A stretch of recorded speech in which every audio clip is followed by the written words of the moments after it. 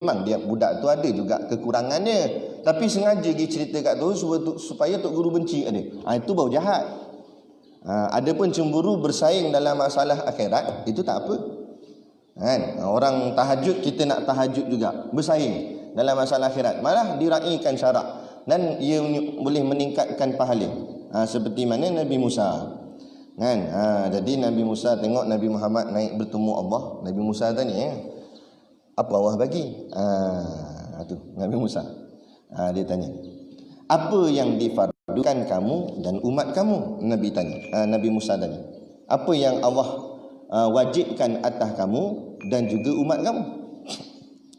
Maka sabda Nabi SAW, iaitu memfardukan Allah Ta'ala akan daku dan akan umatku 50 semayang.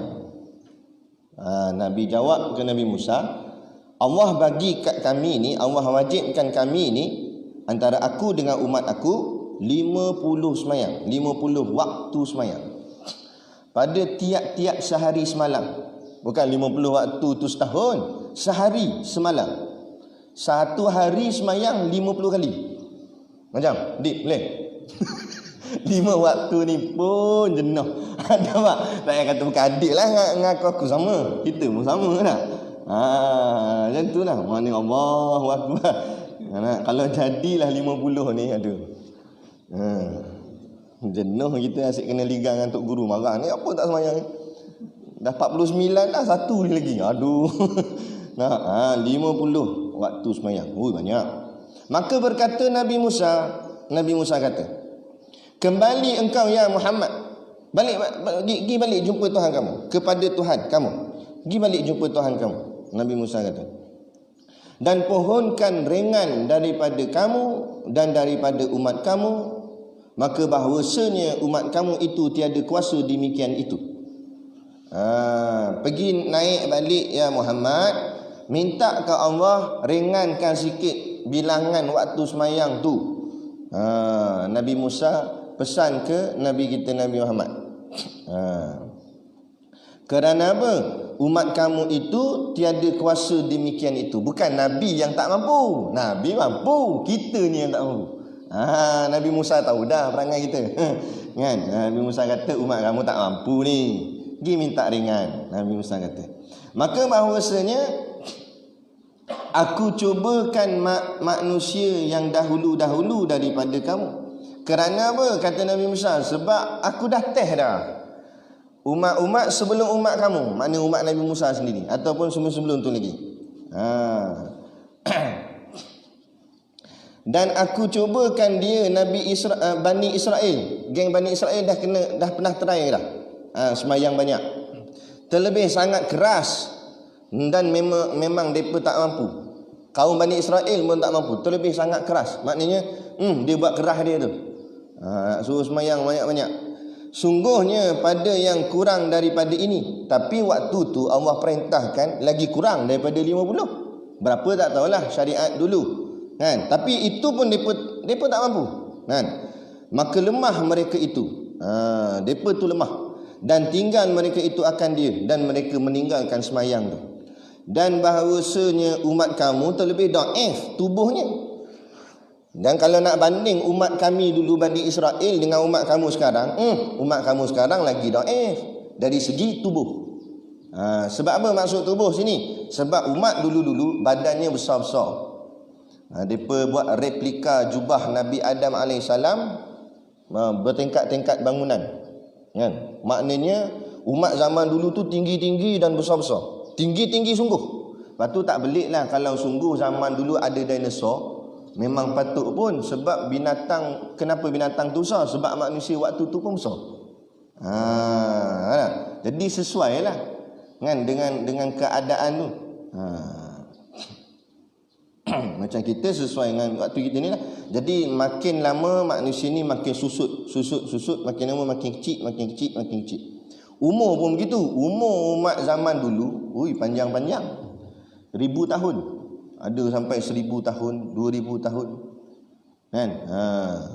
Umur umat sekarang panjang ke 96. Kan? 96 95 95 kot kan? 95. Tu. Baik.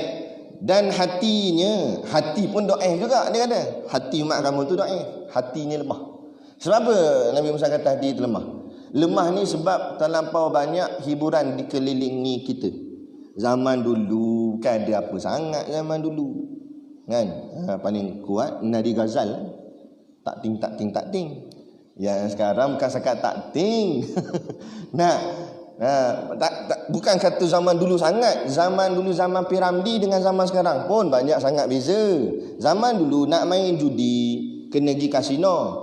Lepas tu di upgrade sikit, buat pula kedai nombor ekor.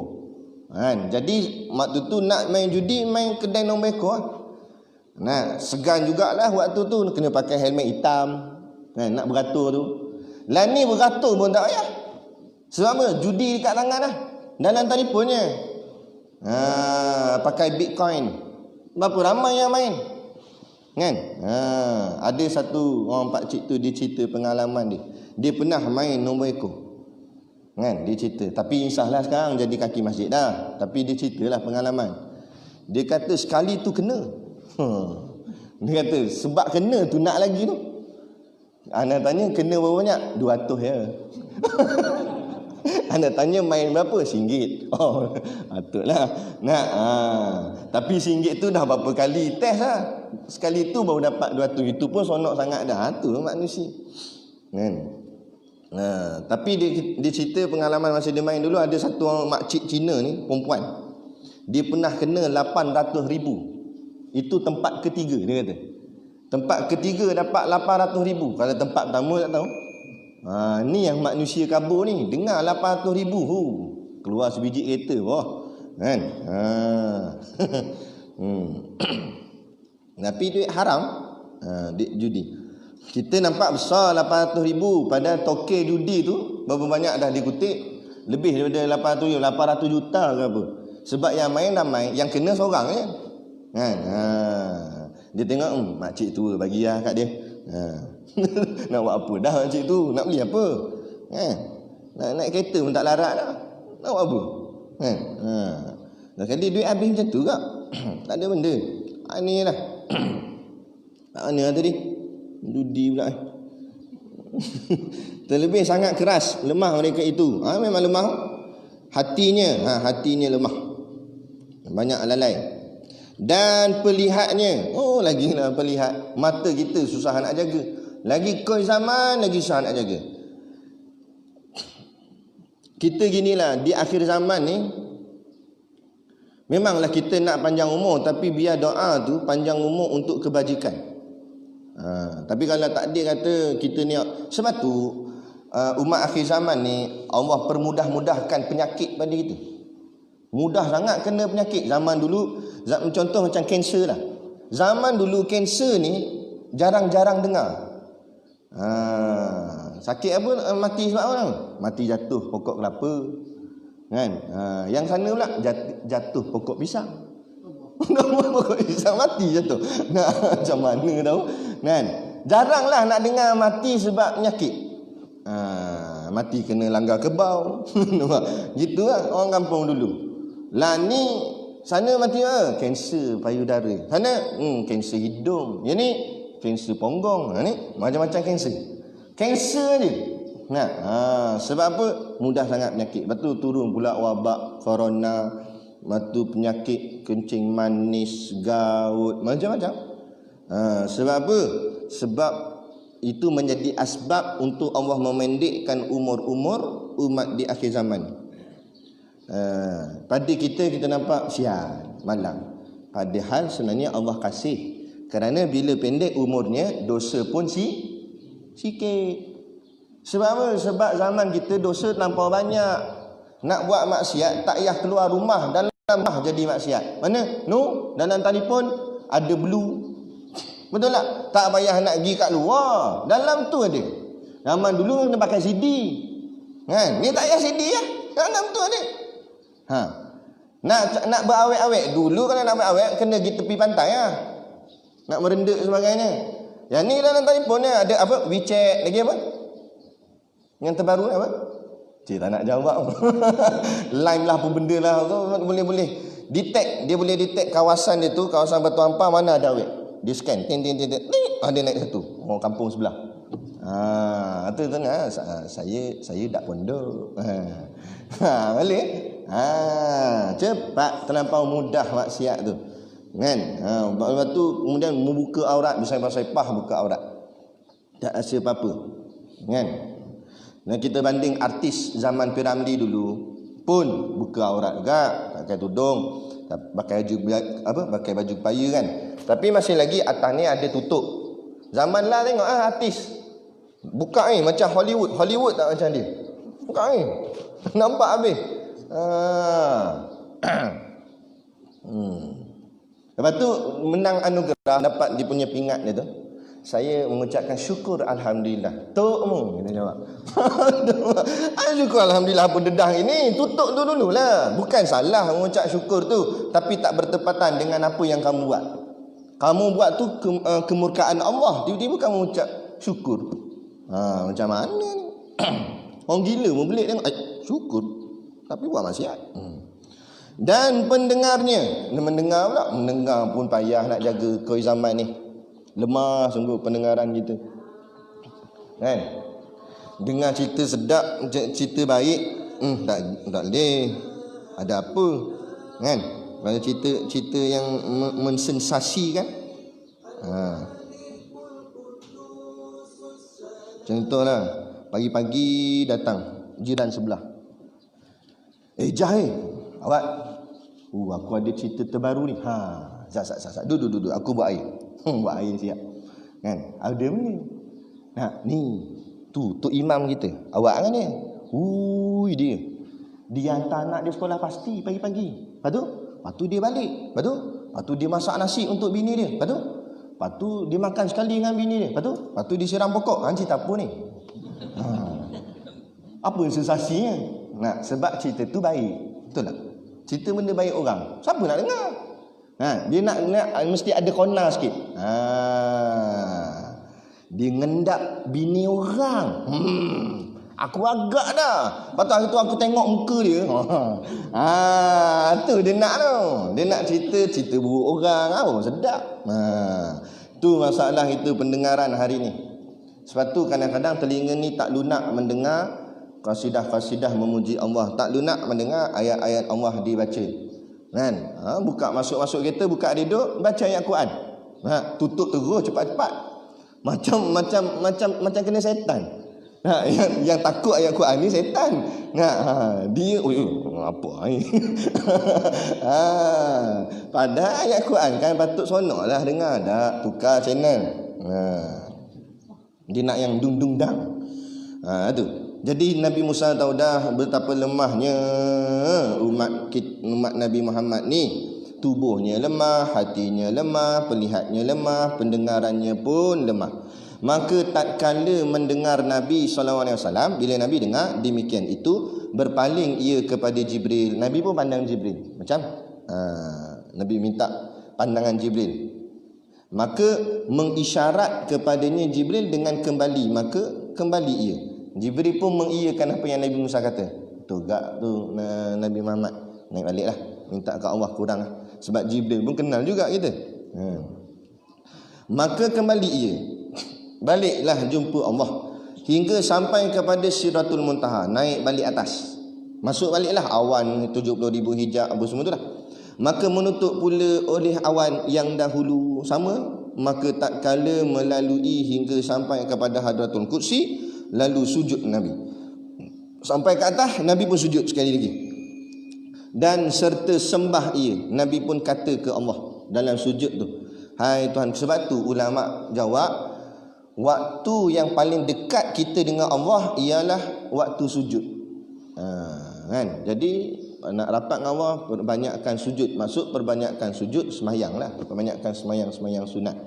Sebab tu disunatkan kepada kita di sujud yang terakhir sebelum tahiyat akhir tu, sujud lama sikit dengan bersertakan dengan doa. Tapi kalau kita semayang jemaah, jangan terlampau tok imam, jangan terlampau lama sangat kerana mengambil kira jemaah di belakang. Kan? Kadang ada yang orang tua ke dan sebagainya. yang mungkin kepala dia sakit tak boleh sujud lama sangat.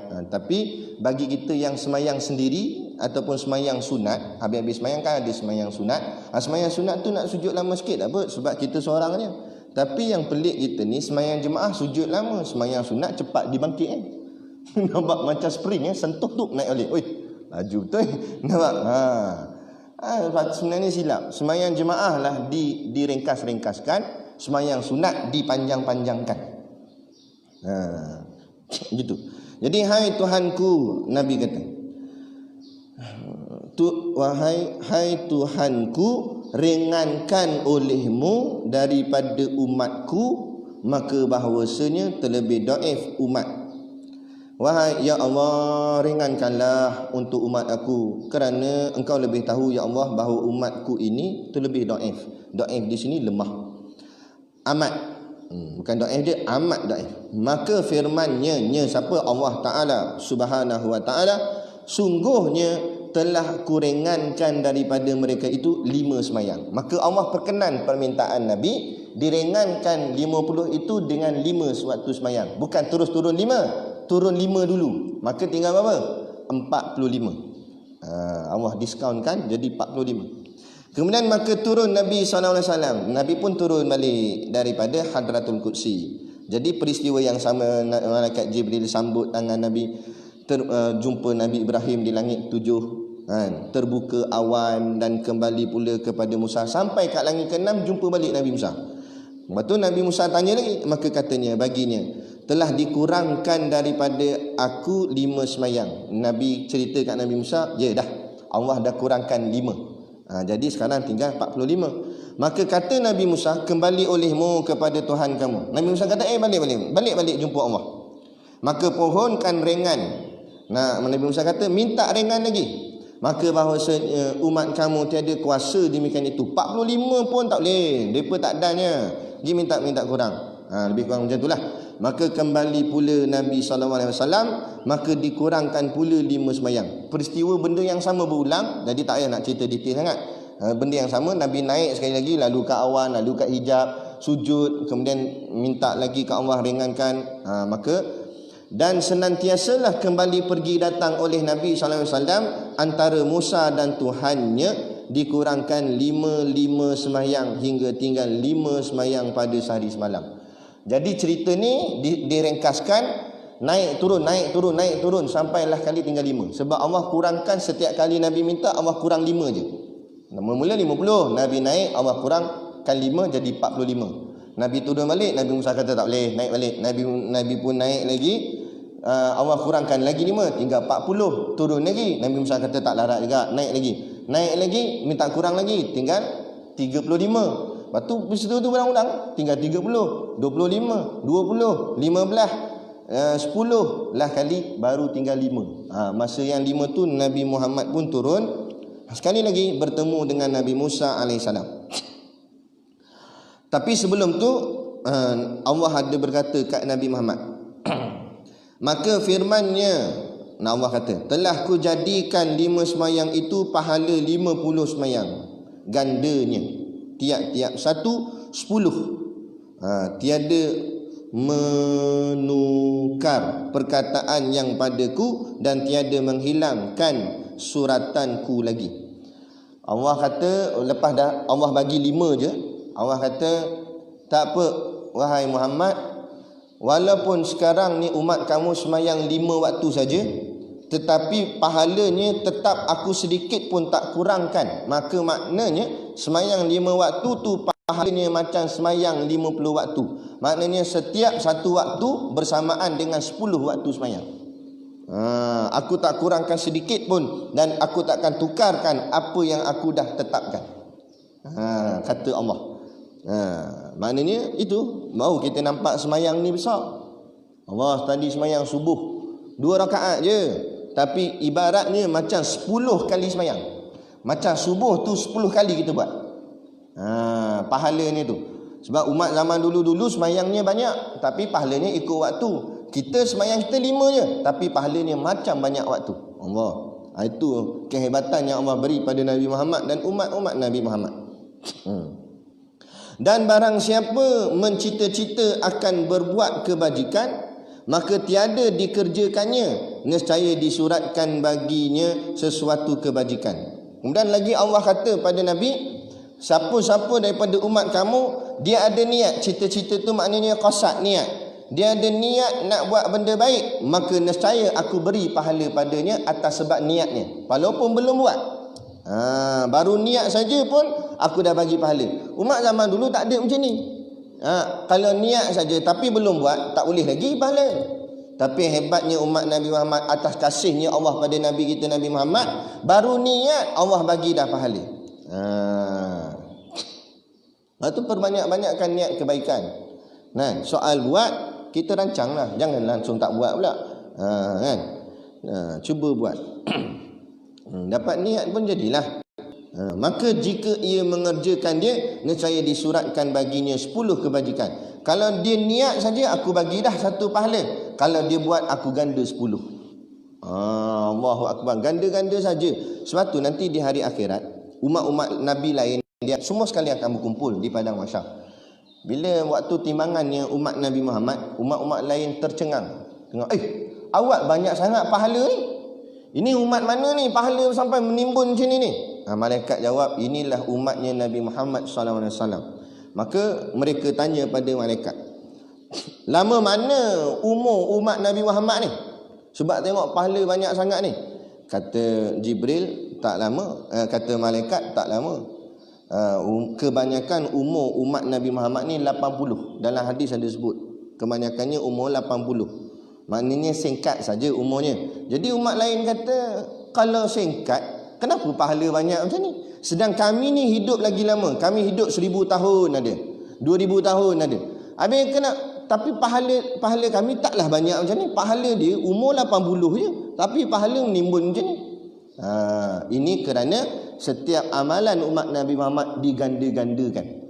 Baca ayat Quran cukup lah. Kita baca ayat Quran di luar semayang, 1 huruf diganda 10. Kita baca alif lam mim, berapa huruf? 3 huruf, 30 dapat dalam tu. Di luar semayang. Dalam semayang diganda 100. Alif lam mim saja 300 darjat pahala. Dan kalau baca suratus sajadah, bayangkan berapa huruf situ. Itu pun komplain tu. Sampai habis baca. Baca setengah tak bedah. Makmum belakang. Nampak? Jenis ngeluh. Bukan sinilah, pondok lain. Pondok durian. Baik. Jadi bila kita nampak, baru kita rasa syukur Allah. Baguslah dia baca panjang tu, kan? Cuma imam berkira-kira lah tengok makmum. Kalau makmum ramai yang muda-muda, tak apa, kan? Baca panjang tak apa. Tapi kalau jenis makmum jenis geng batuk dah. Tahu geng batuk? Asal banyak ada banyak yang veteran dah. Yang veteran janganlah baca panjang sangat. Kira-kira lah belakang tu kaki tak larat dah. Kawan tu sengek dah tu, kan? Sian ke dia orang belakang tu. Jadi tengok pada keadaan. Kita kat pondok tak apalah, kat luar tu. Mentang-mentang dia ngaji pondok, dia nak tunjuk act dia dekat luar. Tengok orang suruh jadi imam, tengok baca. Tarik tu. Nampak? Padahal tak kena pada tempat, tak sesuai. Jangan. Nak. Macam kita zikir. Zikir kita kat pondok ni makruf dah. Semua ahli-ahli pondok dah tahu dah cara zikir kita dengan lantang kuat, kan? Lepas tu dengan ujung tu kita laju sikit. Tapi orang kat luar kadang-kadang tak biasa zikir-zikir macam ni. Jadi dia nampak pelik. Kita la ilaha illallah gitu, saya geleng kepala. Kawan tu tengok, macam seorang-seorang bangun mundur belakang. Lagi ada yang telefon jaib. Ada tak kena ni. Takut orang tuduh kita fitnah. Jadi takut ajaran sesat lah. Sebab apa? Sebab dia kadang-kadang benda-benda ni dia tak biasa. Jadi jangan kita ni sangat. Kena pula selubung kepala pula. Lagilah.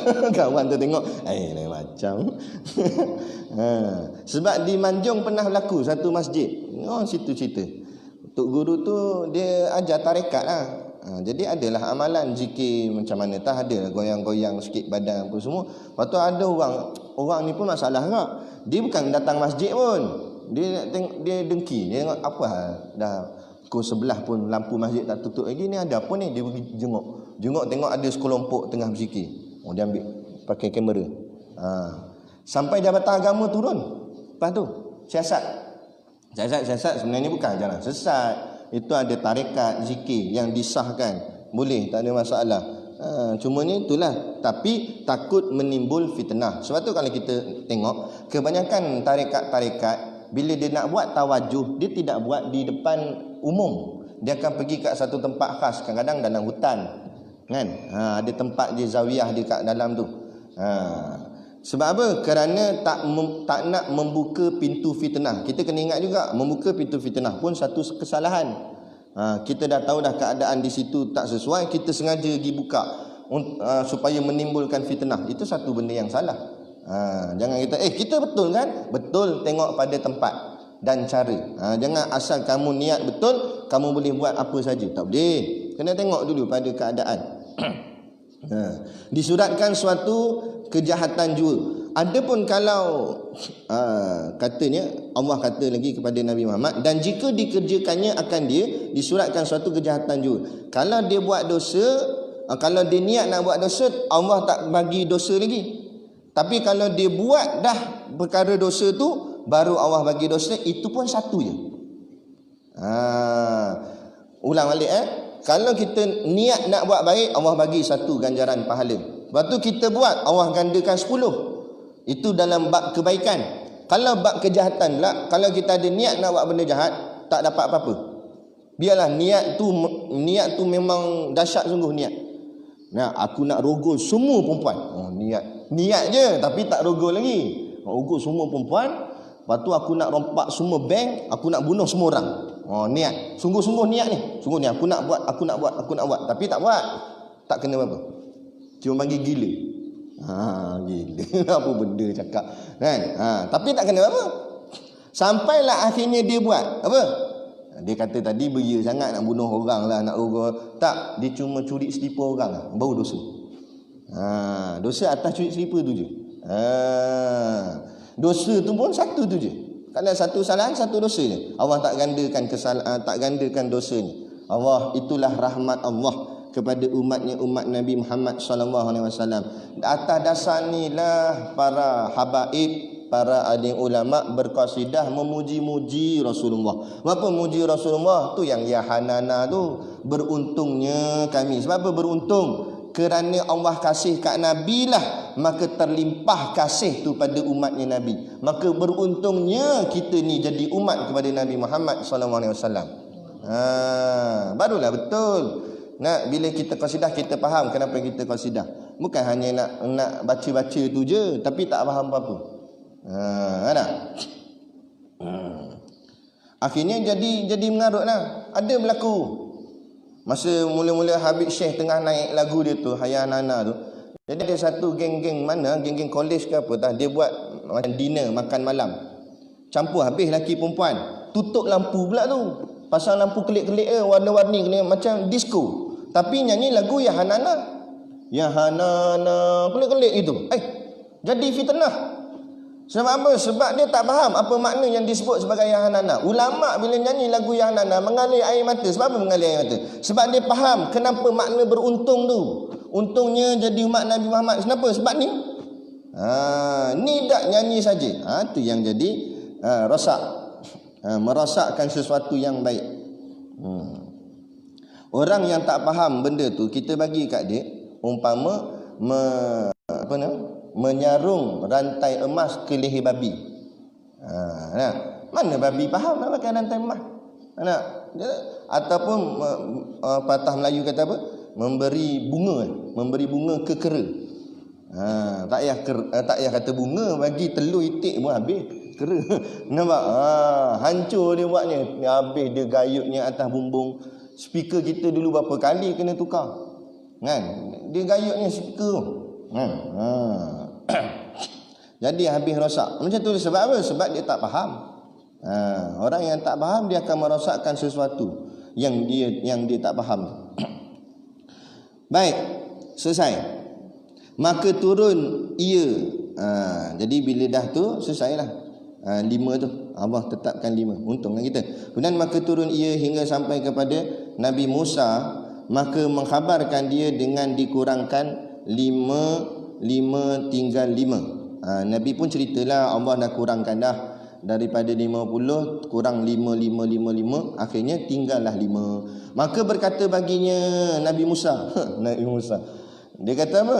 Kembali olehmu ya Muhammad. Naik balik Muhammad. Padahal tinggal 5 dah. Nabi Musa kata, ya Muhammad, naik balik kepada Tuhan kamu. Maka pohonkan ringan, maka bahawasanya umat kamu tiada kuasa demikian itu. Nabi Musa kenal sangat kita.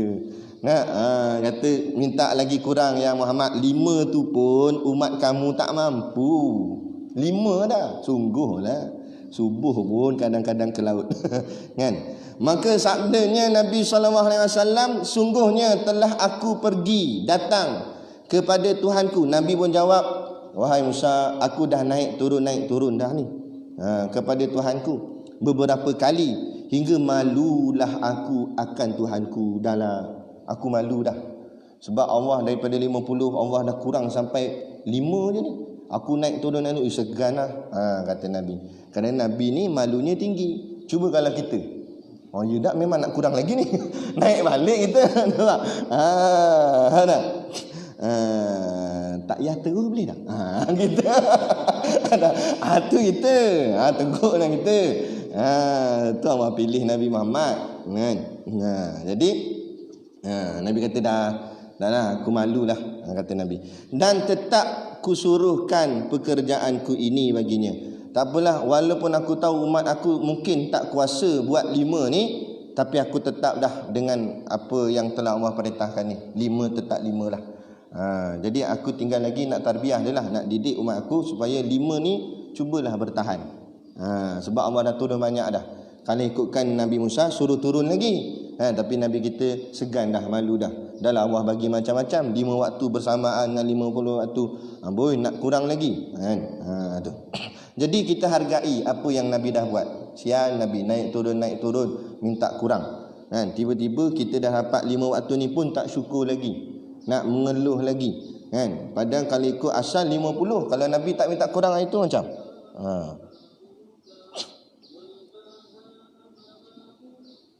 Kan? Baik. Maka tak kali itu menyeru oleh yang menyeru, sungguhnya telah aku lalukan yang ku fardu dan ku ringankan daripada hamba-Ku. Jadi macam mana berat pun aku tetap akan suruh pada umatku, kerana ini kefarduan. Dan yang telah diringankan kepada hamba-hambanya. Kan? Maka berkata Nabi Musa, turun olehmu ya Muhammad, bismillah, dengan nama Allah. Kalau macam tu tak apalah Muhammad, gilah turun. Musa kata dengan nama Allah. Nabi pun turun. Maka turunlah Nabi SAW dan Jibril, dan tiada lalu dengan beberapa jemaah tiada lalu dengan beberapa jemaah daripada malaikat, melainkan berkata mereka baginya. Kemudian Nabi pun turun. Maksudnya tak ada tempat yang Nabi lalu tu melainkan sekelilingnya semua ada. Tak ada tempat yang Nabi lalu tu melainkan di sekelilingnya itu ada malaikat, tepi kanan kiri Nabi. Maknanya Nabi turun tu sambutan yang hebat oleh para malaikat, kerana Nabi nak balik dah. Macam kita lah, bila tetamu nak balik, kita semua akan iring keluar. Nak sambut sempena dia nak balik. Gitu juga. Jadi bila Nabi nak turun, malaikat semua memberi salam kepada Nabi, senyum pada Nabi, sehingga kan mereka berkata ni, wa alaika ya Muhammad bil hijamah, wa alaika ya Muhammad bil hijamah mur ummataka bil hijamah. Artinya, lazimkan olehmu ya Muhammad dengan berbekam, dan suruh olehmu umat kamu dengan berbekam.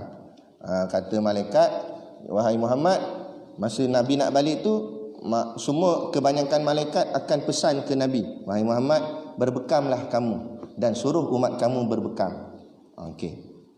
Kemudian faedah dia kata, ada pun berbekam itu terlebih afdal daripada berpetik, dan sunat berbekam pada syarak dan pada tabib jikalau ada sesuatu yang berkehendak kepadanya, atau sebab banyak darah atau berat tubuhnya, atau lainnya. Istimewa pula pada negeri yang panas seperti negeri Hijaz, seperti sabda Nabi. Baik. Apa makna berbekam? Kena faham. Di sini disebut berbekam dan berpetik. Berbekam tu kepala, di belakang. Berpetik itu di badan. Kita bekam tu semua sekali, dengan badan-badan sekali. Tak, sebenarnya berbekam kepala saja. Yang sedut darah di badan tu bukan bekam namanya, itu berpetik. Lepas tu di sini dia kata adapun berbekam itu terlebih afdal daripada berpetik. Bekam lebih elok daripada berpetik. Kerana yang ikut sunnahnya bekam, Nabi berbekam. Zaman dulu berbekam bukan pakai pen cocok tok bukan tu. Dia pakai tanduk lembu ke tanduk kerbau tu. Dipanahkan tanduk tu kemudian diletak sini. Tak banyak dah orang buat yang cara lama tu. Ada setengah tempat sahaja yang boleh buat lagi. Ada seorang ustaz tu dia cerita, dia buat bekam. Letak tanduk sini. Lepas tu buat tu pula depan rumah dia, depan rumah orang yang buat tu kat balkoni ni. Jadi orang lalu lalang tengok ada orang ada tanduk. Dia tak nampak muka dia macam mana. Dia tengok kawan sebelah tu buat juga. Dia nak, oh teruknya kepala ada tanduk. Padahal dia tak tahu yang dia pun tanduk juga. Tu. Nak bertanduk gitu. Macam tu. Kemudian pula kita kena faham, darah yang kita nak berbekam ni sebab apa? Sebab darah kotor. Sebab tu digalakkan pada orang lelaki, tak digalakkan pada orang perempuan. Kenapa? Kerana orang perempuan darah kotornya sudah keluar melalui haid. Kita lelaki mana ada haid? Tunggulah 14 tahun pun tak keluar haid. Nampak? Jadi orang perempuan jangan kerap berbekam sebab bukan bahagian dia. Dia keluar dari sudut darah haid dah. Kita ni tak keluar darah haid, maka disunatkan berbekam. Keluarkan darah kotor kita. Nak keluarkan darah kotor kita tu. Kemudian darah kotor tu warnanya pekat kehitaman. Tu baru darah kotor. Nak darah yang warna merah tu bukan darah kotor. Tu darah elok. Tapi banyak orang berbekam darah merah. Dia telah buang darah dia elok sebenarnya, tapi dah tak mengaji. Lepas tu pula sunat berbekam itu 6 bulan sekali. Dia sebulan sekali. Mujur tak buat sehari sekali. Kering jadinya. Nak bekam. Tak ada darah nak sedut. Ni kena belajar. Jangan sonok tengok berbekam nak buat bekam. Dia ada ilmu dia. Kena tanya alim-alim ulama. 6 bulan sekali saja. Itu yang terbaik, yang eloknya. Sebab apa? Supaya darah tu kumpul dulu baru keluarkan pula. Ini darah tak ada kumpul tu yang akhirnya yang keluar tu bukan darah kotor, darah elok. Darah warna merah cair pula tu. Dia patutnya dipekat. Sebab itu yang kotor. Bau dia pula busuk. Sebab tu kalau orang bukam dia selalu dia tutup mulut dia sebab darah kotor tu busuk. Ni darah elok, tak ada busuk apa. Kan? Jadi kalau dah tahu, satu kesalahan juga. Sebab apa? Dilarang dalam agama mengeluarkan darah tanpa tujuan, tanpa sebab. Sebab darah orang Islam ni tak boleh main meleleh-leleh gitu. Melainkan nak derma darah tu lain cerita. Jadi kalau kita dah buang darah yang elok, sebenarnya satu kesalahan tu tak boleh. Kan? Kemudian berpetik ni di badan. Jadi berbekam itu lebih afdal daripada berpetik. Dan sunat berbekam pada syarak. Dari segi syarak hukumnya sunat, maknanya berbekam tu boleh pahala. Dan pada tobik maknanya dari segi doktor kesihatan. Kita nak buat dekat tobik tak ada masalah. Tobik ni doktor lah, ni bahasa Arab. Tapi Cina pakai. Cina panggil tabib. Betul tak? Cina pakai bahasa Arab. Kita tak pakai. Jikalau ada sesuatu yang berkehendak kepadanya, berbekam ni disunatkan kalau kita ada hajat kat belakang ni. Jadi beberapa nanti kita akan tengok, Syekh akan terangkan. Contohnya salah satunya kerap mengantuk, suka tidur, bekam belakang. Kan? Bekam belakang ni, masa bekam tu niat supaya dihilangkan penyakit kuat mengantuk, kuat tidur. Kalau dah bekam jadi lagi tak, buh dua gini. tanduk. Aduh. Ada tu tambahlah. Nah, tapi insya-Allah dia boleh hilangkan. Sebab kadang-kadang kepala kita jadi berat sebab darah kotor tu banyak. Tu yang jadi berat, lemah, lembik. Darah tu tak keluar. Tu. Kan? Cepat lupa pun ada ubat dia dengan berbekam, dengan niat dia tu. Berkendak kepadanya. Atau sebab banyak darah sehingga kalau terlampau banyak darah sunat berbekam. Atau berat tubuhnya, tubuh jadi berat. Berat tu maksud lembik lah, lemah, nak buat kerja pun lemah. Cuba berbekam tengok, mungkin ringan badan tu. Atau lainnya istimewa pula pada negeri yang panas seperti negeri Hijaz. Bagi negeri-negeri yang panas itu lebih baik berbekam. Seperti sabda Nabi. Itu kita sambung nanti. Seperti sabda Nabi. Berhenti kat situ. Nanti dia akan cerita tentang soal bekam. Hari apa afdal, hari apa jangan buat. Jangan buat tu bukan masuk haram, tapi tak elok. Dia akan tengok hari mana sesuai. Dia ada hari-hari dia juga, ada kira-kira dia juga. Kemudian sedikit sebelum kita habis, yang semalam tu ada sedikit kekeliruan. Berkenaan ada orang dia tak berapa faham. Jadi kita terangkan sekali lagi tentang mani, air mani yang keluar. Semalam kita bicara tu. Okey, baik. Kenapa air mani tak termasuk di dalam hadas kecil? Kan kata keluar sesuatu, apa saja keluar daripada jalan depan atau belakang batal jadi kira hadas kecil, kecuali mani. Kerana sini mudahnya gini, kerana air mani bukan masuk dalam hadas kecil, tapi dia masuk dalam hadas besar. Maksudnya yang masuk dalam hadas kecil diselesaikan dengan ambil uduk. Jadi kalau kentut ke apa ke, kita dah orang cakap apa dah berlaku hadas kecil, kita ambil uduk, selesai hadas tu, terangkat hadas. Tapi kalau keluar air mani, mu ambil uduk 14 kali pun takkan terangkat hadas tu. Sebab tu dia tak masuk dalam kumpulan hadas kecil. Tu sebab dia. Tetapi yang pasal anak kata lepas dia dah mandi tu keluar balik macam mana jadi? Okey. Macam semalam kita cerita, dia berjimak suami isteri. Jadi masih lagi ada sisa air mani yang belum keluar. Kan? Lambat keluarnya. Jadi bila lambat keluar, dia dah siap mandi wajib apa semua, tengok-tengok baru keluar lepas tu. Jadi keluar tu tidak membatalkan hadas besar, tapi membatalkan hadas kecil.